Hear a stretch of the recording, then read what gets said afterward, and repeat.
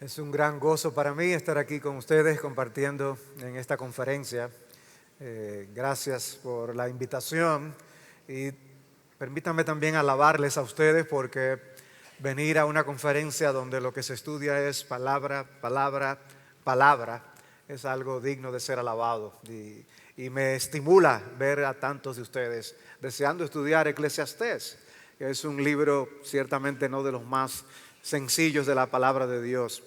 Y gracias también por todas las muestras de aprecio, cariño que nos han dado con aquellos que me he visto. Así que muchas gracias. Bueno, vamos a suplicar al autor de Eclesiastés que nos bendiga, nos dé su iluminación y su luz para nosotros entender su palabra. Oremos. Señor y Padre, te damos tantas gracias de que en un mundo tan extraviado y torcido, tú nos des el privilegio que no merecemos de tener la lámpara que alumbra nuestros pies. Gracias, Señor, por permitirnos tener tu palabra en nuestras manos. Gracias, Señor, por poner hambre y sed por ella. Gracias por esta oportunidad de juntos poder estudiarla. Pero si vamos a ser beneficiados, necesitamos que tú te muevas por tu espíritu durante este tiempo. Ya nos has hablado, nos has ido preparando nuestros corazones para comprender el mensaje de este regalo que tú has dado a tu pueblo en Eclesiastés. Y te pedimos una vez más, ven, oh Señor, instrúyenos en el hombre interior, permítenos exponernos ante tu verdad. Háblanos porque te necesitamos. Tu siervo te necesita y te pedimos esta bendición en el nombre de Jesús. Amén. Pues hemos titulado esta sección de Eclesiastés capítulo 3 como encerrados en el tiempo, conectados con la eternidad. Ir a un restaurante a la carta nos permite a nosotros escoger lo que nosotros deseamos. Entre muchas opciones podemos pedir la entrada, el plato fuerte, el postre que más nos atrae. Pero hay otros eventos donde no tenemos esa misma libertad de escoger lo que nosotros vamos a comer.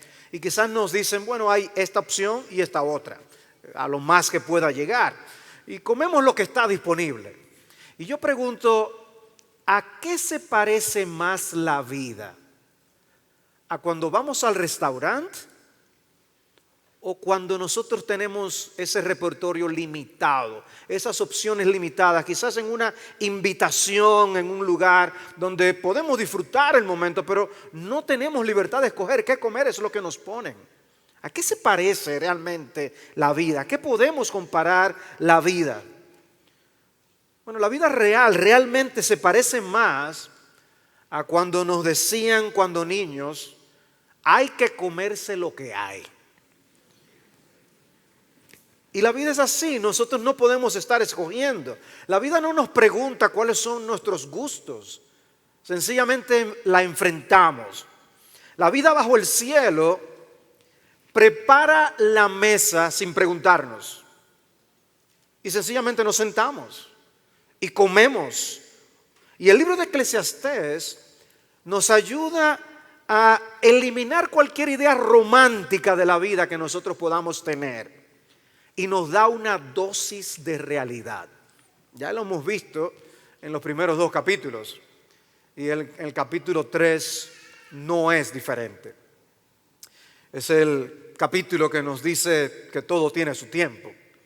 Y mis hermanos John y Carlos les pedían que se pusieran de pie para leer. Pero como todo tiene su tiempo, hay tiempo para leer de pie, hay tiempo para leer sentados. Vamos a leer Eclesiastés capítulo 3, versículos 1 al 11, sentados. Dice así la palabra del Señor. Hay un tiempo señalado para todo y hay un tiempo para cada suceso bajo el cielo. Tiempo de nacer y tiempo de morir. Tiempo de plantar y tiempo de arrancar lo plantado. tiempo de matar y tiempo de curar, tiempo de derribar y tiempo de edificar, tiempo de llorar y tiempo de reír, tiempo de lamentarse y tiempo de bailar, tiempo de lanzar piedras y tiempo de recoger piedras, tiempo de abrazar y tiempo de rechazar el abrazo, tiempo de buscar y tiempo de dar por perdido, tiempo de guardar y tiempo de desechar, tiempo de rasgar y tiempo de coser, tiempo de callar y tiempo de hablar, tiempo de amar y tiempo de odiar, tiempo de guerra y tiempo de paz. ¿Qué saca el trabajador de aquello en que se afana? He visto la tarea que Dios ha dado a los hijos de los hombres para que en ella se ocupen. Él ha hecho todo apropiado a su tiempo. También ha puesto la eternidad en sus corazones. Sin embargo, el hombre no descubre la obra que Dios ha hecho desde el principio hasta el fin.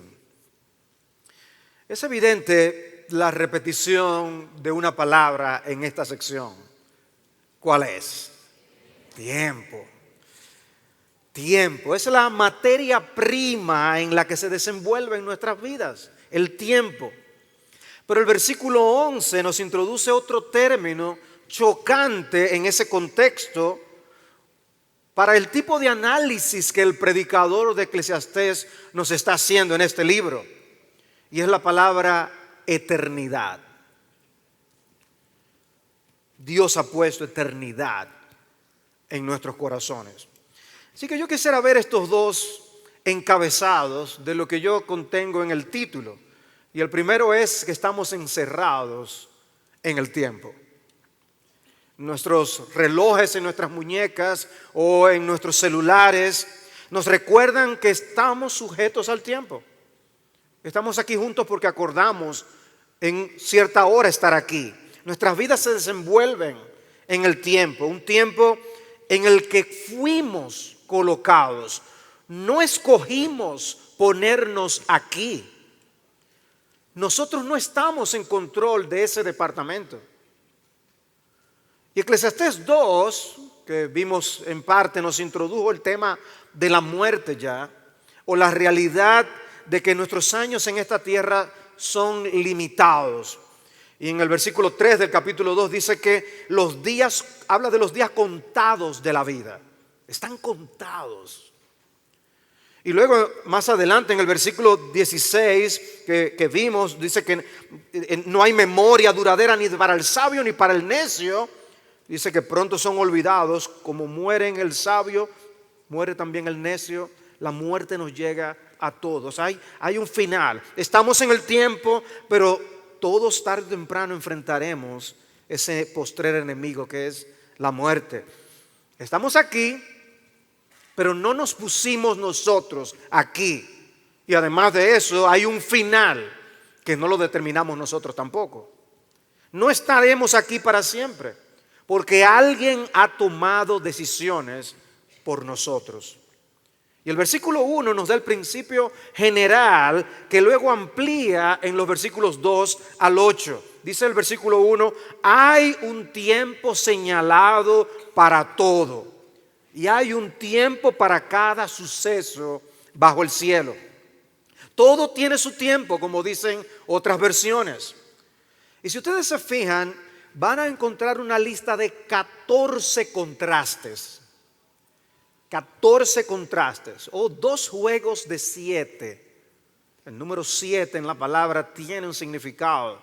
Está hablando de algo que presenta lo que es una plenitud de la vida en pocas palabras. Las experiencias que tú y yo experimentamos, lo que vivimos estando en este mundo.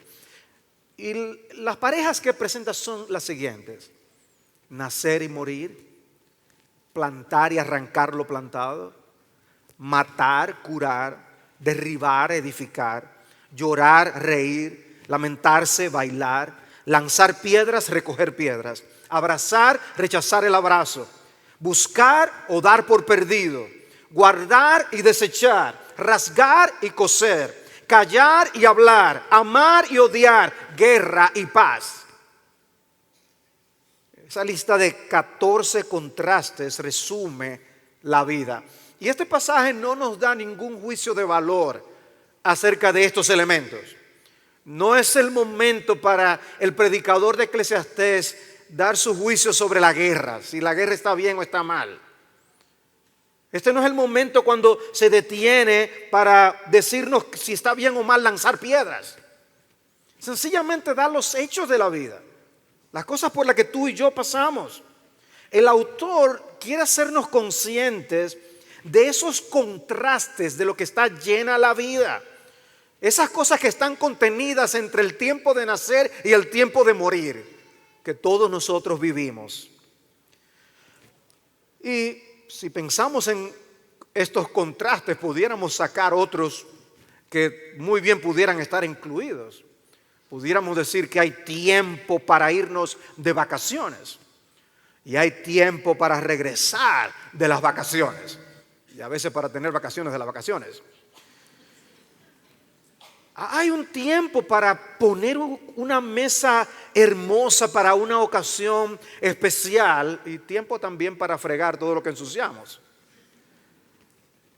Y si hablamos de los deportes, está el tiempo en el que el deportista empieza a practicar su disciplina deportiva, el tiempo cuando se hace profesional, quizás es contratado por un equipo, pero también está el tiempo cuando se lesiona y tiene que abandonar quizás aún la carrera.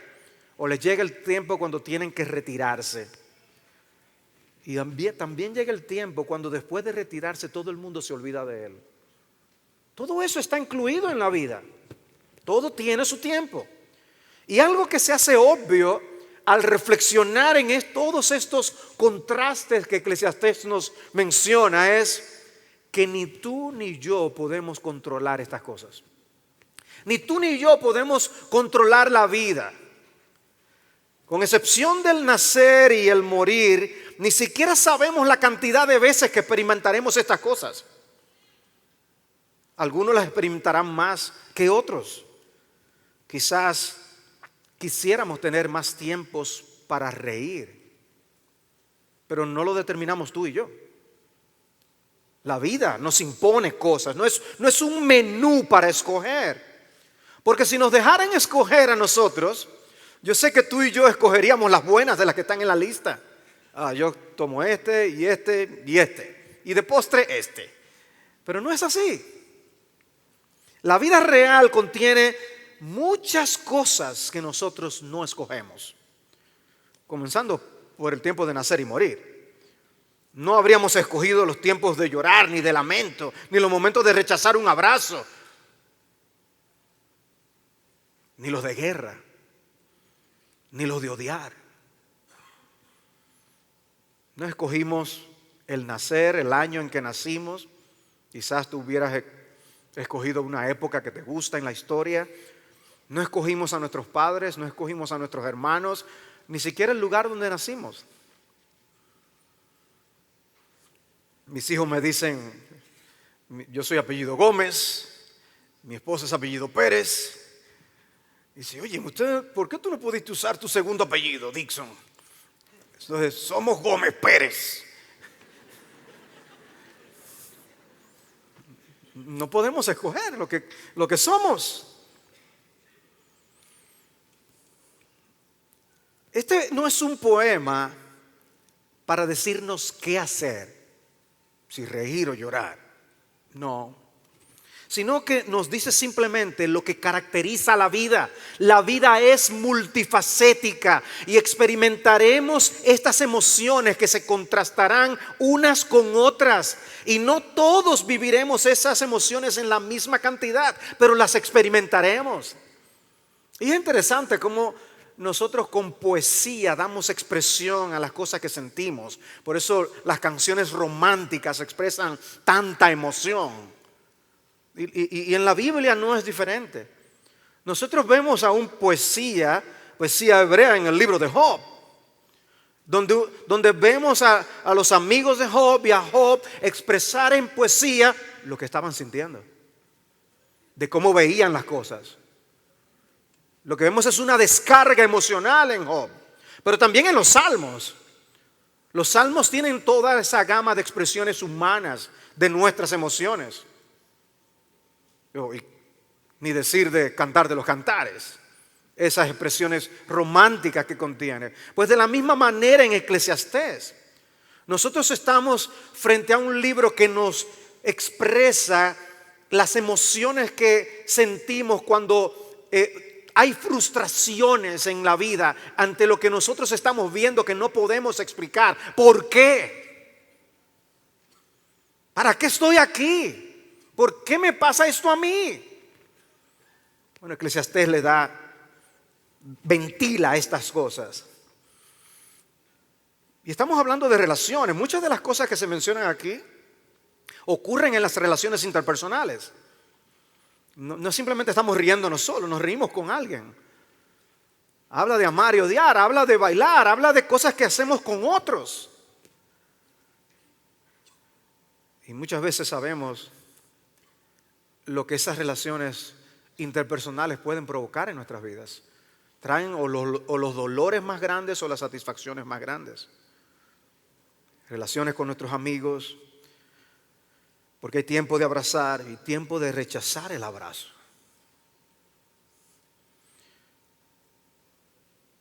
Quizás tú estás aquí hoy sentado y estás experimentando una relación quebrantada. Estás experimentando siendo objeto de aborrecimientos de parte de otros. No es casualidad. Dios trae todas estas cosas a nuestras vidas. No dependen de nosotros. Dice la Escritura, si es posible en cuanto de ustedes depende estar en paz con todos los hombres, Romanos 12:18. Pero sabemos que no depende de nosotros. Muchísimas veces simplemente recibimos la descarga de lo que otro piensa o quiere. Dice que hay tiempo de buscar y tiempo de dar por perdido, donde simplemente tenemos que reconocer que no podemos mantener todo lo que queremos. Hay cosas que las perdemos y a veces se van para siempre. Así es la vida, esa es la realidad. Hay momentos donde nosotros nos regocijamos en lo que Dios nos da y hay otros momentos donde simplemente vamos a reconocer que Dios lo quitó. Jehová dio, Jehová quitó, sea el nombre del Señor bendito.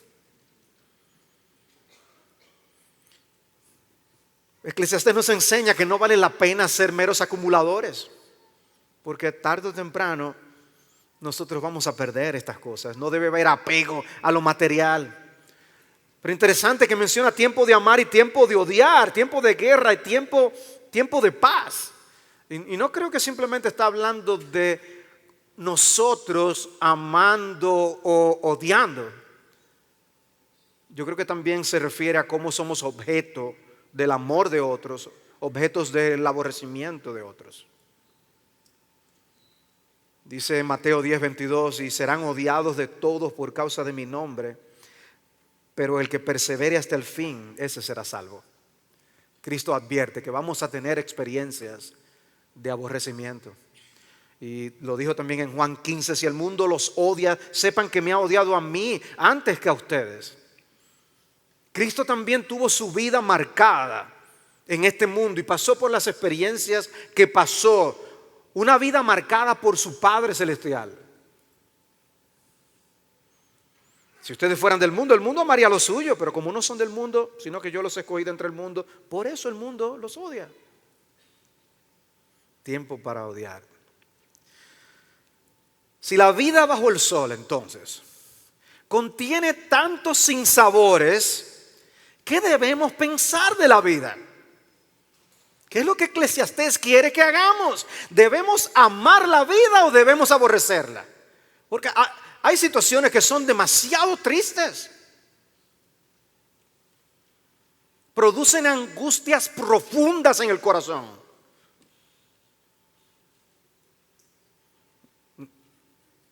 Es algo que nos saca de la zona de confort y de gozo cuando de repente escuchamos la noticia de un ser querido y nos dicen que tiene un tumor.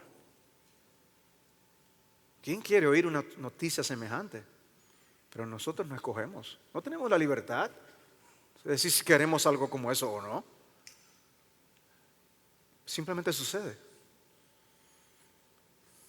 ¿Qué pensamos de la vida entonces? ¿Qué tú eres al analizar la vida? ¿Qué tú eres? ¿Tú eres un optimista o eres un pesimista?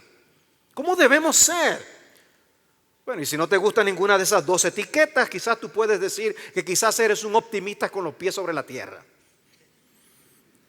O quizás que tú eres un pesimista esperanzado, como tú te quieras llamar. Pero ¿cuál es la actitud que tú tienes hacia la vida? Hay personas de espíritu alegre. De otras personas decimos que andan como si fuera arrastrando la vida. ¿Qué te caracteriza a ti? Muchas veces nos amargamos y lo reflejamos en nuestro rostro por lo que estamos viviendo. Y por eso en el Eclesiastés 2:17 dice: y aborrecí la vida porque me era penosa la obra que se hace bajo el sol, pues todo es vanidad y correr tras el viento. Esos términos que empezamos a escuchar en la hora anterior. Todo es vanidad y todo es un correr tras el viento. ¿Qué beneficio tiene yo ir tras el viento? Aborrecí la vida, dice entonces. Si vemos la vida solamente bajo esa óptica, desde este lado del sol, solo veremos los problemas, solo veremos las perplejidades y no disfrutaremos como debemos de las buenas experiencias. Y el libro de Eclesiastés menciona ambas cosas. Son parte de la vida.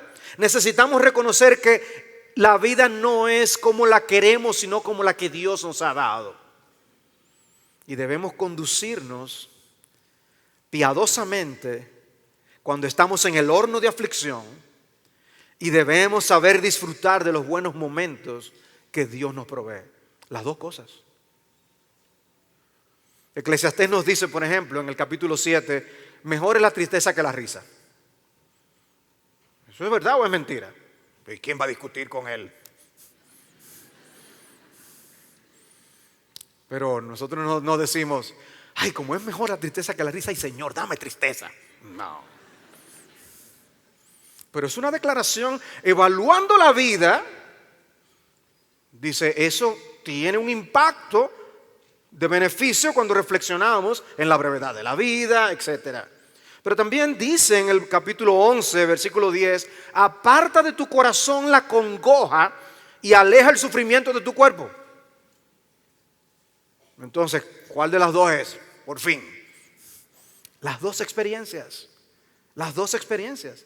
El estilo literario de Eclesiastés es equivalente a esas pinturas claroscuras con grandes contrastes de luz y oscuridad.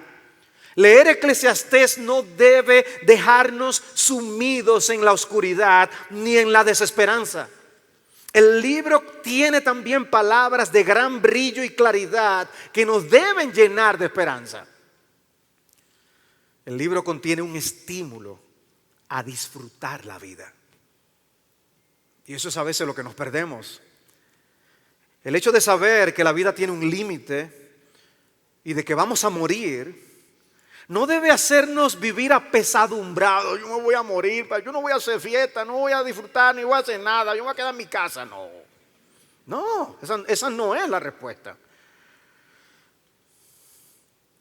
En cierto sentido estamos atados al tiempo, somos hijos del tiempo. Pero eso no significa que vivamos escondidos en una depresión porque vemos que el reloj de arena nos recuerda que nos falta menos tiempo hoy que lo que teníamos ayer. No, lo que debemos hacer es usar el tiempo que Dios nos da apropiadamente. La vida es breve, pues vamos a usarla bien. La vida en este mundo tiene propósitos, no está a la merced del azar.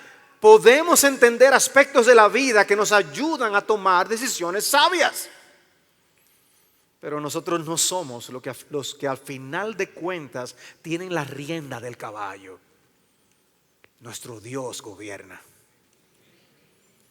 Si pudiéramos, controlaríamos hasta el mínimo aspecto de nuestras vidas. Pero no podemos. Hay deportistas que pasan años entrenando para unas Olimpiadas y cuando se acerca la fecha sucede algo que lo echa todo a perder. Su país es castigado por un dopaje Una pequeña lesión lo saca de competencia, o quizás se desata una guerra y su país no puede participar. Y se pasó 4 años entrenando. La vida está compuesta de infinitud de pequeños detalles que desencadenan muchas otras cosas. Una pequeña pieza ha dejado en tierra a muchos aviones. Y sin embargo, ahí estamos nosotros haciendo planes como si la vida dependiera completamente de nosotros. Cuando Santiago nos dice, más bien deberíais decir, si el Señor quiere, viviremos y haremos esto o aquello. Santiago 4:15. Si el Señor quiere. Y no es simplemente verbalizar la expresión, es vivir esa confianza de si el Señor nos lo permite, porque yo no me controlo a mí mismo. Estamos encerrados en el tiempo. Pero no solo eso, también estamos conectados con la eternidad. Versículo 9. También estamos conectados con la eternidad. ¿Qué saca el trabajador de aquello en que se afana? He visto la tarea que Dios ha dado a los hijos de los hombres para que en ella se ocupen. Él ha hecho todo apropiado a su tiempo. También ha puesto la eternidad en sus corazones. Sin embargo, el hombre no descubre la obra que Dios ha hecho desde el principio hasta el fin. Esa pregunta del versículo 9 espera una respuesta negativa. ¿Qué saca el trabajador de aquello en que se afana? Nada. No parece haber un fruto correspondiente con el nivel de esfuerzo que le hemos dedicado al asunto. Y el autor sigue haciendo eco de ese tema de la vanidad. Uy, todo mi esfuerzo es en vano que yo lo estoy haciendo. Y uno como pastor a veces se siente así. Uy, pero es que uno se lo dice una y otra vez y lo vemos en la misma situación.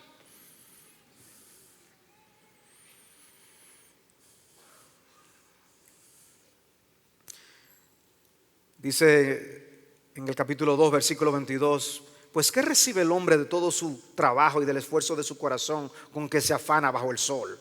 Porque durante todos sus días su tarea es dolorosa y penosa. Ni aún de noche descansa su corazón. También eso es vanidad. Entonces, ¿vale la pena o no vale la pena vivir? La idea es, por más que nos afanemos, no podremos cambiar los ciclos de los tiempos que Dios ha establecido. Y para el autor, él está hablando como si la vida es vanidad, vacía, absurda, frustrante. Parece que no tiene sentido, parece que no tener un valor duradero. ¿Y por qué? Algo nos dice en nuestro interior que esto que nosotros vivimos en este mundo, en este tiempo, no puede ser todo. Y eso nos revela algo, y es que somos más que cuerpo material. Somos también seres espirituales. Y Dios ha puesto eternidad en nuestros corazones. Hay algo en nosotros que nos dice que el asunto no se puede quedar como lo vemos ahora mismo. Algo falta. Si no, no tendría sentido todo el esfuerzo. Y es que Dios ha puesto eternidad en el corazón. Sí, estamos encerrados en el tiempo, pero fuimos hechos de tal manera que estamos conectados con la eternidad. No importa si esa persona dice ser un ateo. No importa si la persona dice ser incrédula. En todos Dios ha colocado una semilla de la eternidad. Algo que nos dice que la vida no puede estar limitada a lo que vemos aquí en el tiempo y en el espacio. Está hablando del Dios soberano que hace eso en nuestros corazones.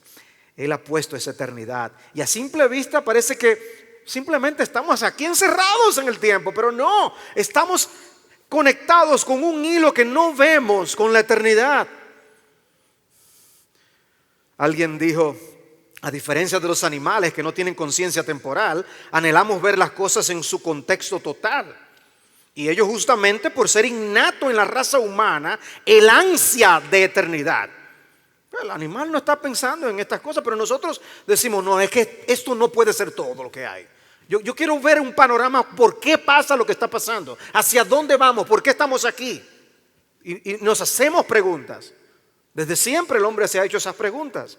Dice, no somos animales, sigue diciendo, o al menos lo suficiente para poder comparar lo fugaz con lo perdurable.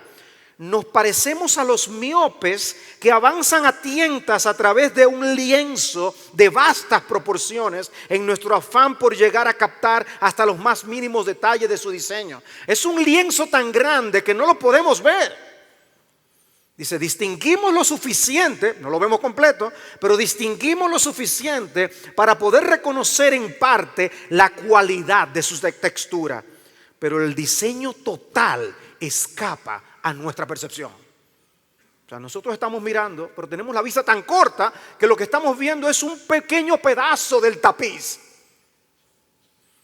Y entonces dice, pues nunca podremos distanciarnos lo necesario para poder contemplarlo desde la perspectiva de su creador. O sea, a veces nosotros cuando queremos ver algo completo, un gran cuadro, nos echamos hacia atrás para poder tener una idea de cómo luce, ¿no?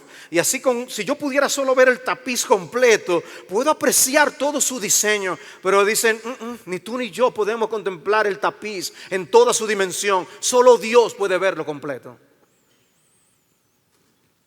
Y ahí estás tú preguntándote, ¿por qué me ha llegado esto a la vida? ¿Por qué mi matrimonio está así? ¿Por qué mi niñez fue como la mía? ¿Por qué yo nací en el lugar donde nací? ¿Por qué es aquella persona? ¿Por qué? ¿Por qué? ¿Por qué? Porque no podemos echar atrás y ver el tapiz completo para tú comprender por qué ocurrió todo eso. Pero Dios sí lo sabe. Lo ve completo y en todos sus detalles. Un tapiz perfecto de principio a fin. Ese es nuestro Dios. El tapiz que Dios está tejiendo es bellísimo, hermosísimo. Y a veces Dios nos permite ver un pequeño pedazo del tapiz. Y cuando nos permite ver, entonces decimos, wow. Nos quedamos asombrados con solo una sección. Pero Dios lo hace todo hermoso en su tiempo, dice el texto. Él está haciendo algo con tu vida y con la mía. Y lo que parece más sin sentido lo tiene porque Dios lo está usando para llevar a cabo sus propósitos. En la vida que tú no entiendes. ¿Por qué? ¿Por qué? ¿Por qué? Y Dios dice, ten paciencia. Yo estoy haciendo una obra hermosa en su tiempo. Todo lo que Dios hace en el tiempo tiene un sentido. Por eso Job no le atribuyó a Dios despropósito alguno. Y a veces nosotros vemos solo una maraña de hilos, pero Dios está tejiendo un tapiz de incomparable belleza. Porque la vida es como un rompecabezas. Si tú te acercas a alguien que está armando un rompecabezas y solo la persona tiene hecho el borde del rompecabezas, tú te acercas y tú dices, yo no veo nada ahí, solamente vemos el borde. Pero Dios en su rompecabezas, ya Él tiene la imagen de lo que va a salir de ese rompecabezas. Tú no, tú tienes la pieza en tus manos y dices, ¿para qué servirá esto? ¿Y dónde encaja esto? Total, hasta fea se ve la pieza.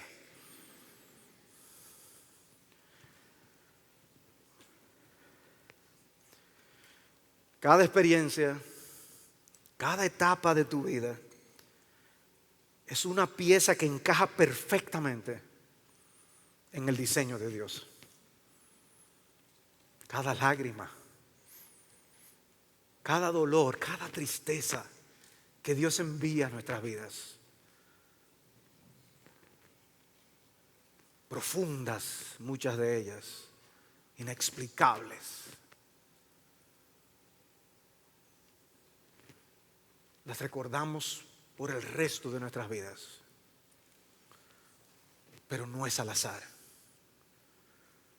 Tu Dios, el creador de los cielos y de la tierra, que gobierna cada átomo de este universo, está haciendo una obra para su gloria y para el bien de su pueblo, que muchas veces perdemos de vista. Y es como si Dios nos dijera en Eclesiastés, ten paciencia, yo estoy obrando. Confía en mí. José Grau lo dice de una forma muy hermosa en su comentario de Eclesiastés. Él dice: Dios nos emplaza en el tiempo, pero al mismo tiempo enciende en nuestros corazones el anhelo de la eternidad. Si lo temporal viene todavía cargado de tanta belleza, o sea, lo que podemos ver que Dios hace cuando Dios nos abre los ojos, nos deslumbra, decimos: Dios sí es sabio. Dice: aún pese a las frustraciones del pecado, cuánto más hermosa y gloriosa será la eternidad. No podríamos saberlo sin la revelación, ni podríamos vivirlo sin la redención. Es por la redención que podremos llegar al cielo, a la gloria, y comprender el significado de esta historia de principio a fin. Mientras tanto vivimos por fe y no por vista, confiando en nuestro Padre amoroso que envió a su Hijo a morir por nuestros pecados en la cruz. ¿Tiene sentido o no la vida? ¿Debemos amar la vida o odiarla? Cuando lo vemos a la luz del Cristo que Él envió y que introdujo en el tiempo para llevarnos a ti y a mí a la eternidad, entonces cobra sentido muchas cosas. Pero es interesante una expresión que usa en el versículo 11. Dice al final: sin embargo, el hombre no descubre la obra que Dios ha hecho desde el principio hasta el fin. En otras palabras, tú y yo nos quedamos cortos para entender lo que Dios está haciendo. Y no debemos pensar de nosotros con mucha grandeza como para creer que podemos entender la obra del Todopoderoso. Es la primera vez que utiliza el término descubrir en el libro de Eclesiastés, y lo va a volver a usar más adelante. Y el punto del término es dar expresión a esa limitación que tú y yo tenemos para descifrar lo que Dios ha hecho, lo que Dios está haciendo y lo que Dios hará. Hermanos, no lo podremos comprender solamente si Dios nos da luz, porque Dios es conocible pero es incomprensible. Y lo mismo es cierto de sus obras. Él nos da a conocer mucho de lo que Él está haciendo, pero sabemos que sin su revelación todo sería incomprensible, todo sería la maraña de hilos. Por eso Pablo dice muy bien ese texto tan conocido de Romanos 11: oh profundidad de las riquezas y de la sabiduría y del conocimiento de Dios, cuán insondables son sus juicios e inescrutables sus caminos. En otras palabras, nosotros no tenemos ninguna vara que nos permita medir la profundidad de la sabiduría de nuestro Dios. ¿Por qué no confiamos más en Él? ¿Por qué no confiamos más en Él? Lo finito no es capaz de comprender lo infinito. Entonces, amados hermanos, ¿qué está haciendo Dios? ¿Y por qué lo está haciendo de la forma en que lo hace? Y muchas veces nos quedamos desconcertados. No entiendo, Señor. Yo estoy tratando de esforzarme en esto, pero mi matrimonio no funciona. Yo trato de dar cariño, amor, dirección a los hijos, pero lo que he recibido de allá para acá es otra cosa. Nuestro entendimiento de por qué suceden estas cosas es limitado. Dios ha decidido no revelar al hombre el conocimiento de todas las cosas. Esa distinción creador-criatura siempre existirá, y nosotros debemos aprender a ocupar nuestro lugar en humildad. Y Dios es quien ha hecho la vida como es, con todas sus perplejidades. ¿Para qué? Para atraernos a Él. Él no quiere que me voy a alejar de Dios porque no entiendo. No, ve donde Dios para que entiendas. Él puede saciar nuestros más profundos deseos y anhelos en Él. Y Dios quiere que reconozcamos que esa eternidad que Él puso en el corazón, esos anhelos del corazón, no podrán ser saciados con lo finito, sino únicamente con el infinito. Todo lo demás nos decepcionará, pero su Hijo Jesús no. Él saciará el alma eternamente y para siempre.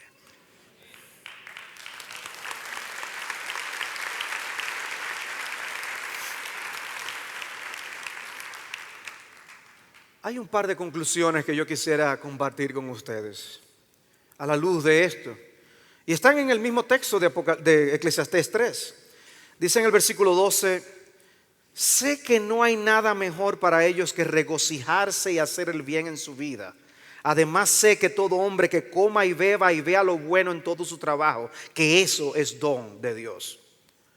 Dios nos hace un llamado a aprovechar bien la vida. Si vivimos encerrados en el tiempo y la vida se nos va fugazmente de la mano, no tenemos garantía de cuántos años vamos a vivir. Uno de nosotros será el próximo funeral. ¿Quién es? No lo sabemos. Solo Dios lo sabe. La pregunta es cómo debemos vivir a la luz de la brevedad de la vida. Y en lugar de Eclesiastés decirnos, mira, ríndete, no vale la pena vivir, lo que nos dice es, aprovecha bien la vida. Aprovéchala entonces. Sé que no hay nada mejor para ellos que regocijarse y hacer el bien en su vida. Haz el bien. Y luego en el versículo 22, he visto que no hay nada mejor para el hombre que gozarse en sus obras, porque esa es su suerte. Porque ¿quién le hará ver lo que ha de suceder después de él? Y en el versículo 24, no hay nada mejor para el hombre que comer y beber y decirse que su trabajo es bueno. Yo he visto también que esto es de la mano de Dios. Conclusión: vivamos intensamente para la gloria de Dios y el bien de los demás.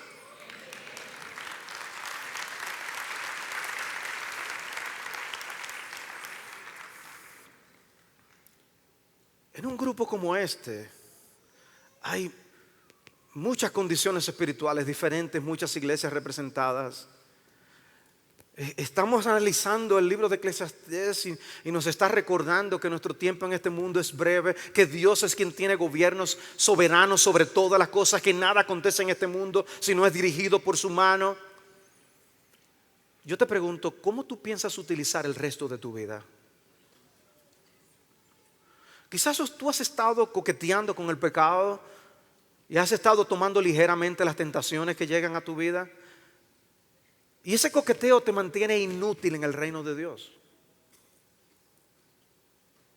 Ha llegado el momento en que tú tomes una decisión. Si la vida es corta y debe ser bien vivida para la gloria de Dios, no tenemos el control, sino que Él lo tiene. Quizás ha llegado el momento para que tú digas, basta ya, para yo perder el tiempo en tonterías. Quizás algunos que están aquí deberían considerar si son el próximo misionero que va a salir al campo para dar a conocer a Cristo. Quizás te has estado preguntando, ¿para qué tú vas a usar el resto de tu vida? ¿Qué tal como testigo de Cristo? ¿Estás siendo un testigo fiel de Cristo? De forma que, sabiendo que la vida es breve y sabiendo que aquellos que te rodean también tienen vidas breves, ¿los estás preparando para la eternidad? Esa eternidad que Dios ha puesto en su corazón. Hay un aliado en el corazón de ellos para que cuando tú les hables, ellos entiendan de qué tú les estás hablando. Porque Dios puso eternidad en sus corazones. ¿Quiénes serán los próximos maestros en las iglesias? ¿Quiénes serán los próximos pastores? ¿Están aquí sentados?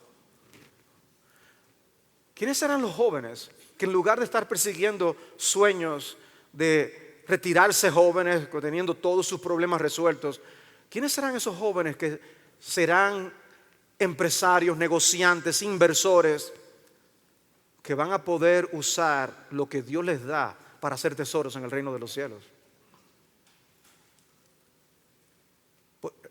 Porque el que se va a ir al campo misionero, de lo que yo mencioné antes, necesita recursos para ir.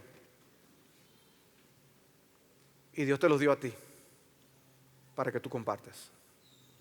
¿Ven el punto, amados hermanos? ¿Qué tú vas a hacer con el resto de tu vida? ¿De qué nos vale estudiar Eclesiastés si no es para reconocer que solo Dios le da sentido al vivir? Que la vida vivida de espaldas a Dios, la vida vivida sin temor de Dios, no es vida. Es la que Cristo ha venido a dar para que la tengan y para que la tengan en abundancia. ¿Es esa la vida abundante que estamos viviendo? Que estamos comprometidos a vivir con esa intensidad de la que habla aquí el autor. Y después tenemos no solamente el hecho de que debemos aprovechar la vida bien, sino que tenemos un llamado a que nos rindamos y nos sometamos al Dios soberano y reconozcamos nuestras limitaciones. Tú y yo no gobernamos la vida. Tiempo para esto, tiempo para esto, tiempo para esto. El tiempo que Dios traiga a nuestras vidas, todo tiene su tiempo. Eclesiastés busca que vivamos en armonía con los propósitos soberanos de Dios, con el orden que Él ha establecido en el universo. Y de todas las personas, los hijos de Dios, somos los que debemos hacer la mejor construcción de las adversidades para vivir para Dios. Los que debemos acatar con un espíritu sosegado y en paz nuestras tribulaciones. Leí el caso de una mujer finlandesa que iba a viajar a Estados Unidos, pero lamentablemente perdió la conexión y no pudo llegar a tiempo a Inglaterra. Un amigo le había conseguido un upgrade para viajar en un nuevo barco que se dirigía a Nueva York, pero perdió la oportunidad. El barco era el Titanic. ¿Cómo se habrá sentido cuando supo que había perdido su conexión? Caramba, mira eso, ¿y ahora qué voy a hacer? ¿Cómo se habrá sentido después que supo lo que sucedió?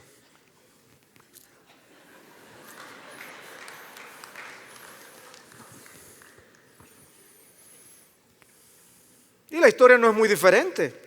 Algunos que estaban supuestos a estar en los aviones que chocaron con las Torres Gemelas, o algunos que llegaron tarde a su trabajo y no estuvieron ahí cuando pasó lo que ocurrió. Todo tiene su tiempo y ese no era el tiempo de ellos. Sé que todo lo que Dios hace será perpetuo, dice el versículo 14. No hay nada que añadirle y no hay nada que quitarle. Dios ha obrado así para que delante de Él teman los hombres. Tu vida y la mía están en las manos de Dios. Las obras de Dios permanecerán para siempre. Y Eclesiastés quiere que detrás de todas esas piezas extrañas con las que nosotros nos encontramos, veamos al Dios formando un rompecabezas perfecto.